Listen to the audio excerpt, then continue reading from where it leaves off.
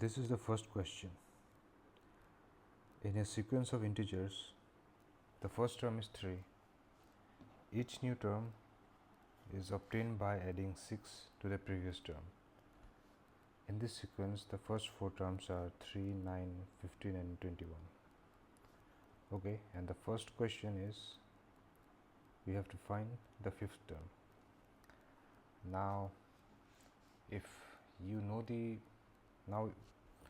first thing you can notice here is that this is a simple arithmetic progression, and if you know the formula for arithmetic progression, this is a pretty straightforward problem. But let's suppose we do not know the formula, and so how can we get the formula here? So let's do everything from first principles.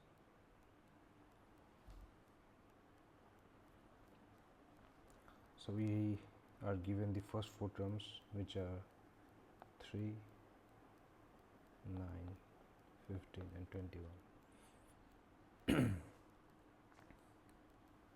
So this is, let us denote the first term as A1, second term as A2, third term as A3 and fourth term as A4.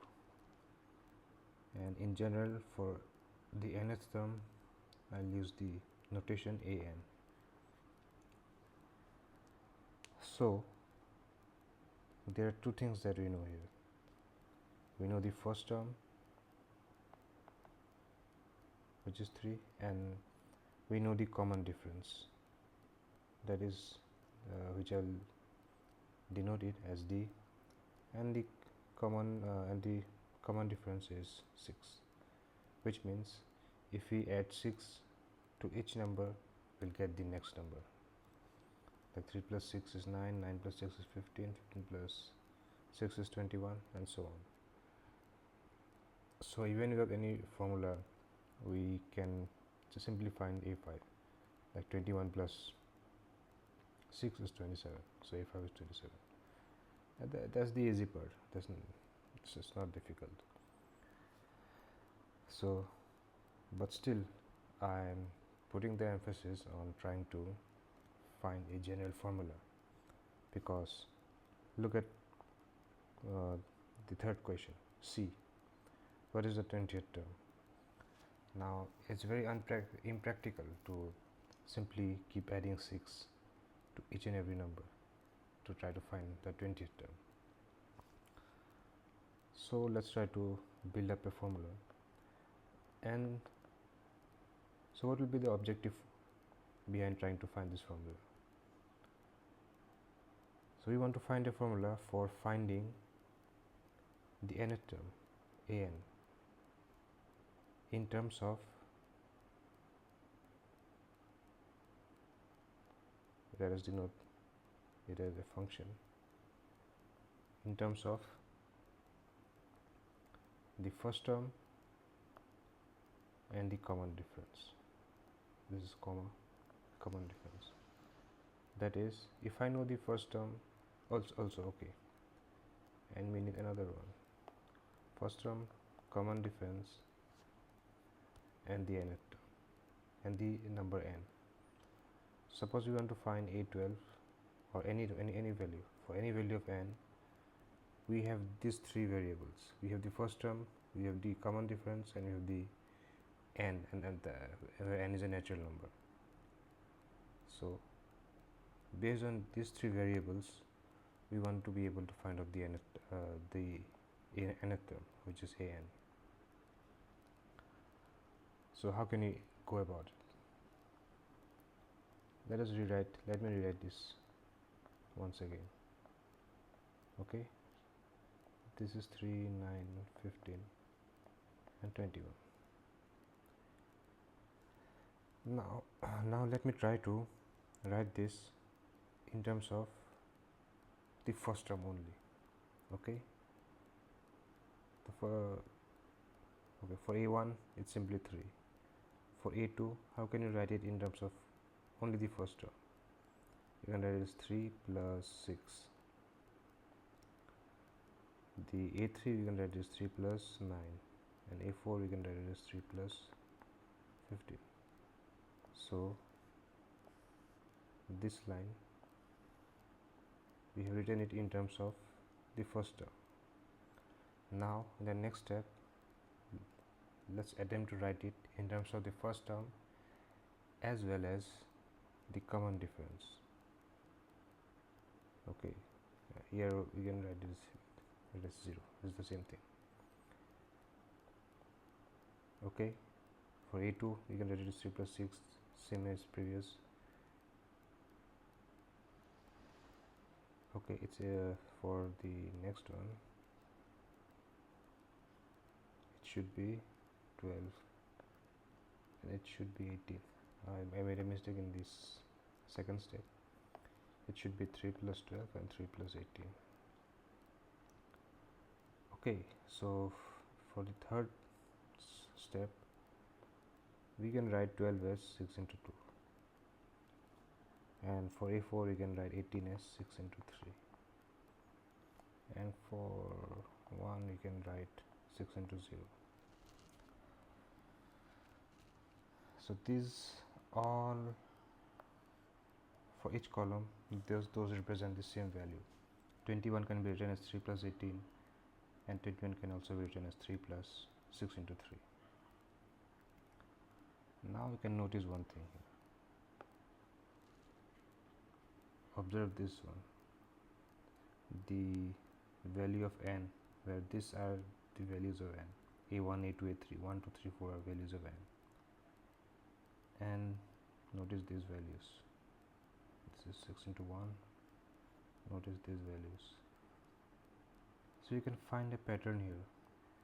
Is that for A2, the number that is multiplied with 6 is 1 less than this, the subscript. For A3 it's multiplied by 2, for A4 is multiplied by 3, for A1 is multiplied by 0. So you can find a pattern here. So I think you're getting this idea. So for A1 you can write this 3 plus 6 into 0 all the way. For A2 you can write it as 3 plus 6 into 1, and so on. For A4 you can write it as 3 into 6 into 3 plus 6 into 3. Therefore for any general term an, what you can do is you can use 3 plus 6 into n minus 1. So you can simply, since you have observed a pattern here, that this is always, the number that is multiplied with 6 is always 1 less than the subscript of a. So in general we can write that for an, for the term an, we have to multiply the integer n minus 1 with 6. So we know that 3 is the first term, which we can write as a1, which we have already denoted here, a1. 6 is the common difference, again, which I have shown it here, so you can write it as d. And so you can create a general formula out of this, where you can write an equals to a1 plus the common difference multiplied by n minus 1. So this is nothing but the formula for arithmetic progression. The formula to calculate the value of the nth term of an arithmetic progression, given that you know the first term and the common difference.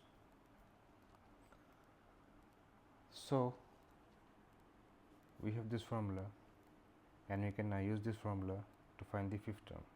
We've already found the fifth term to be 27. Let's use this formula and see whether we can verify this solution or not. So for a5, the a1, the first term is 3, the common difference is 6, and it's 5, so 5 minus 1. So 3 plus 6 into 4, this equals 3 plus 6 times 4 is 24. So 3 plus 24 is 27. So which we have verified. This is 27, this is the same thing that we found here. So that means this formula works.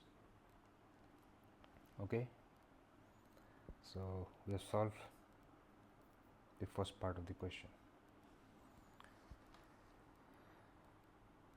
Now let's move to B. Let me clear this up.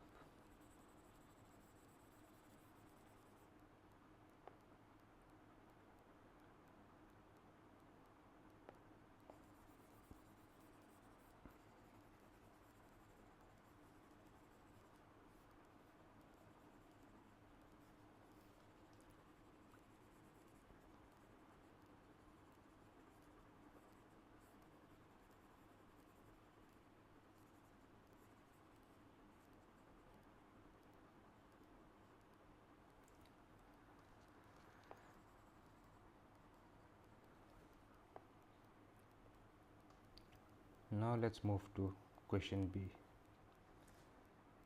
What's the average, that is the mean, of the fourth, fifth and the sixth term? Let me rewrite the formula again for reference.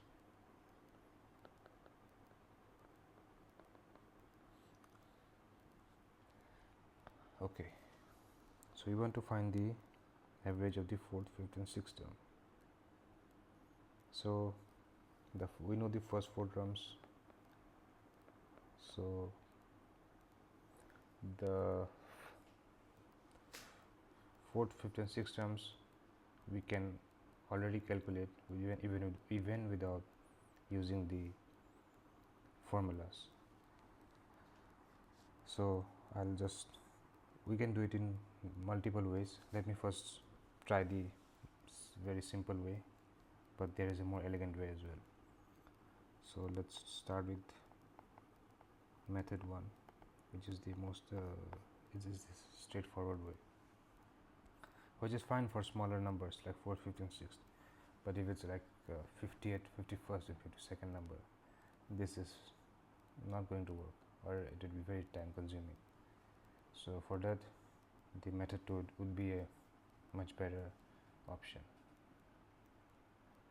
But anyways, let's start with method 1. So we know A4 is 21, so A5 will be just add 6 to it, 27, and A6 will be if we add 27 plus 6, which will be 33. Yes. So average is simply 21 plus 27 plus 33 divided by 3.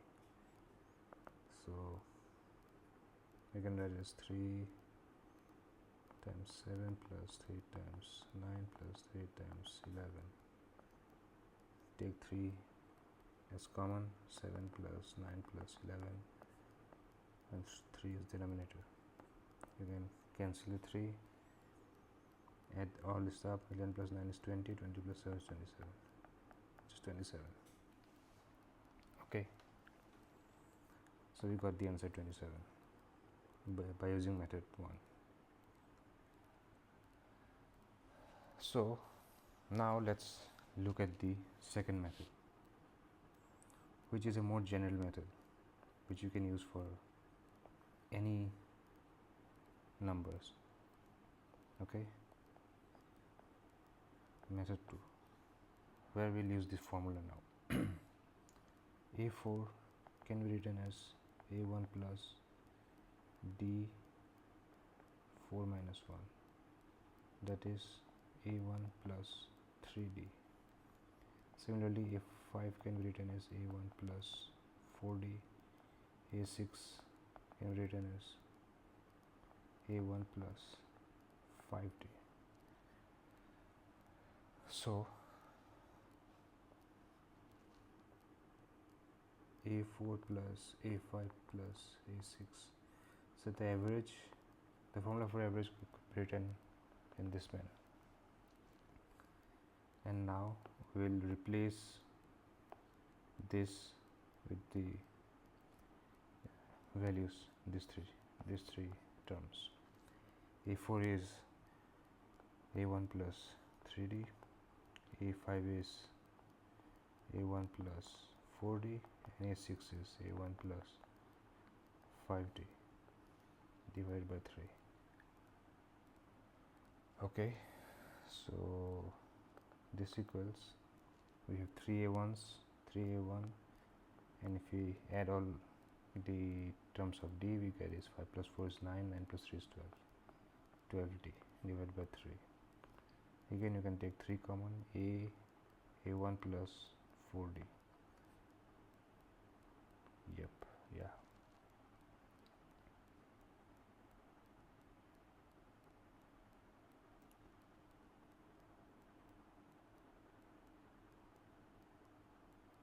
You can cancel this one, and what you get is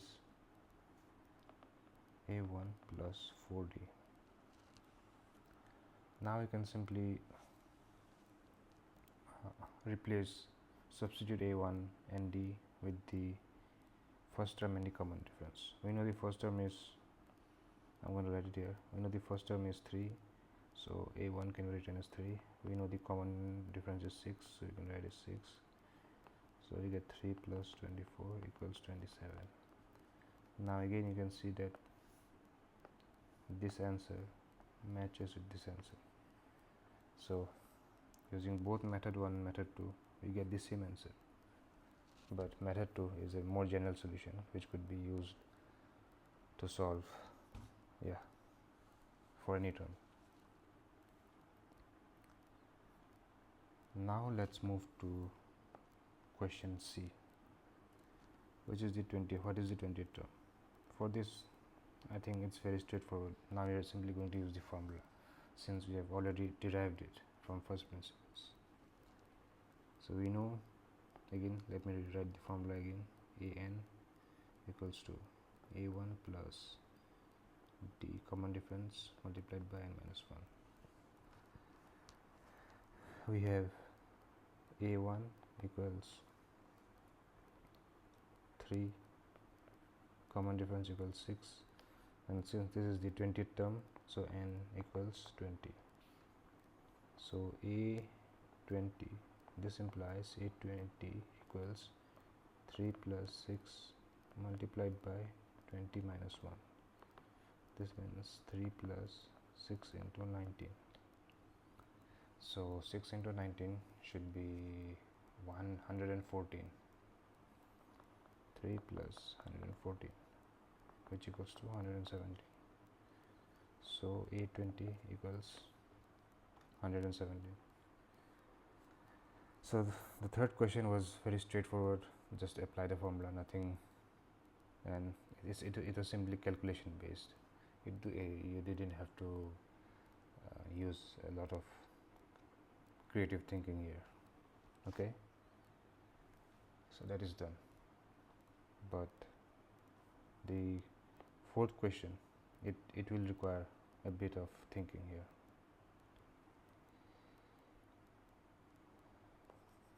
So let me clear up the space for the fourth question.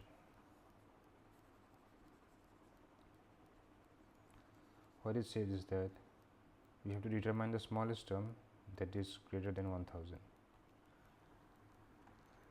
Okay, I'm going to expand the notebook, so let me just rewrite the question here.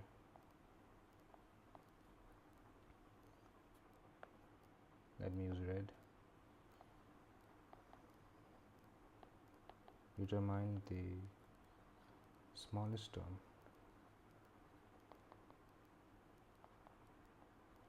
that is greater than 1000. Okay, now let me expand this.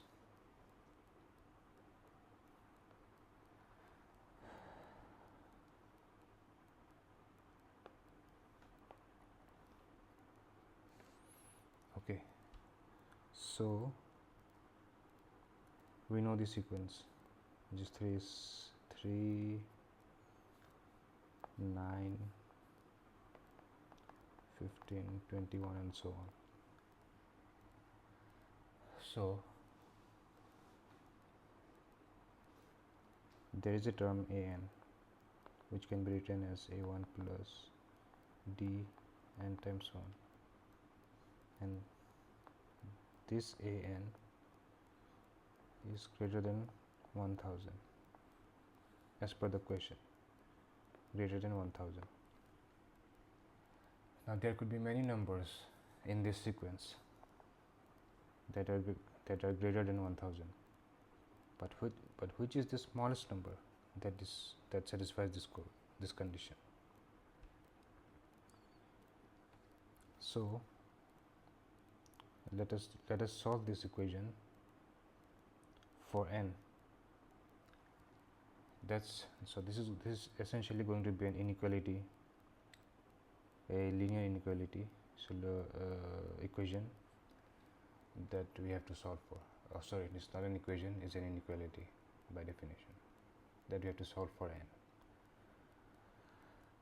So here we'll replace an with this formula: a1 plus d n minus 1 is greater than 1000. Okay, and we know the values of a1 and d. We know, let me write it here. a1 is the first term is 3, the common difference d is 6. So we'll substitute a1 and d with 3 and 6 respectively. 3 plus 6 and minus 1 is greater than 1000. 6. Now we'll take 3 on the other side. So 6 times n minus 1 is equals 1000 minus 3. So we're subtracting 3 on both sides. So on the right hand side, on the left hand side, the 3 will be cancelled. On the left hand side we'll have 1000 minus 3, which can be written as 997. So 6n minus 1 equals 997. Now again we'll divide 6 on both sides, so on left hand side as well as right hand side. So on the left hand side the 6 will be cancelled and we'll be left with n minus 1, and on the right hand side we'll have 997 divided by 6. Now again we'll add 6, or so we'll add 1 on both sides. By adding 1 on both sides, on the left side we'll only have n remaining, and on the right hand side we'll have 997 divided by 6 plus 1. So if we solve for this one, we're going to get this number. Now 997, let's try to divide this with 6. 6 times 6 is 36, you have 3 and 7. Again 6 times 6 is 36, is a remainder 1. So it has to be 166 and 1/6, but we need a natural number, so we'll round it off to the nearest number. So we'll round this off to the nearest integer, so we'll round it as 166 because we want the smallest one, so we would not like to, we look at the smallest number. So this number, this is slightly greater than 166. So essentially what I'm trying to say is that 997 by 6 is 166 plus 1/6. But we're going to ignore this part.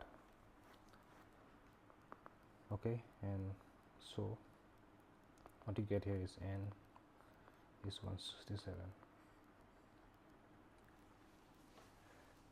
and the smallest natural number greater than 167 is 168. So n has to be 168. The smallest natural number that satisfies this condition is 168. So what does this number signify? So n equal to 168 means, if you look at the question, what's the smallest term that is greater than 1000? What's the smallest term in this sequence that is greater than 1000? So the 168th term in this equation, just like 3 is the first term, 19 is the second term, 15 is the third term, and so on.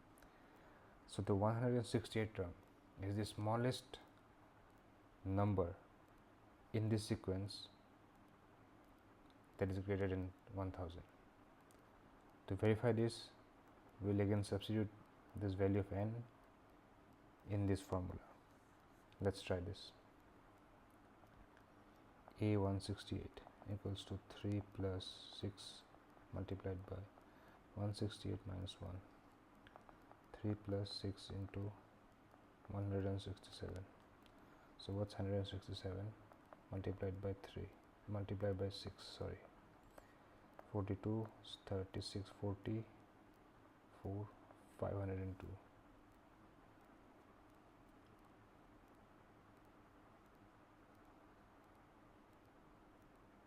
Okay, am I making a mistake here? 6, yeah, okay, it should be 1002, not 502. 6 times 1 is 6, plus 4 is 10. So what I'm getting here is 3 plus 1002. This means A168 is 1005. So this is the 1005 is the smallest number in this sequence which is greater than 1000. Of course, the next number will be, if we add 6, we'll get 1011, then 1019, and so on. It will continue. But this is the smallest 4-digit number, because the number previously there, this you can get this by subtracting 6, which will be 999. Now this is smaller than 1000. So this is the first number which is greater than 1000. So this is the smallest number that is in this series that is greater than 1000. So we got our answer. The answer is 1005. So that was that. I think we covered all the answers here, all the questions here.